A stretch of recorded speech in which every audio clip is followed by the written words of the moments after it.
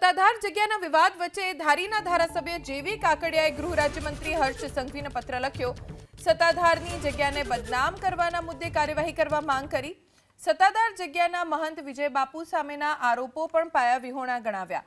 ધાર્મિક સંસ્થાને ષડયંત્ર રચી બદનામ કરવામાં આવી રહ્યાની રજૂઆત કરવામાં આવી। સત્તાધાર અમારું એક યાત્રાધામ છે।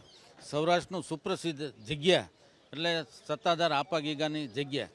સત્તાધાર યાત્રાધામ છે। એ સ્થળના જે એના મહંત છે વિજય બાપુ, એની વિરુદ્ધમાં જે કોઈ માણસોએ લખ્યું હોય એની વિરુદ્ધમાં ને જગ્યાને બદનામ કરવા માટે એક પુરાણી જગ્યા અને એક દેશનું એક ધાર્મિક સ્થળ છે। મોટામાં મોટું યાત્રાધામ હોય તો એ અમારે સૌરાષ્ટ્રનું આપા ગીગાની જગ્યા એટલે સત્તાધાર ધામ છે। આ જગ્યાને બદનામ કરવા માટે અમુક માણસોએ જે કાંઈ લખ્યું હોય, પછી જે લખ્યું છે એ બધું ખોટું છે।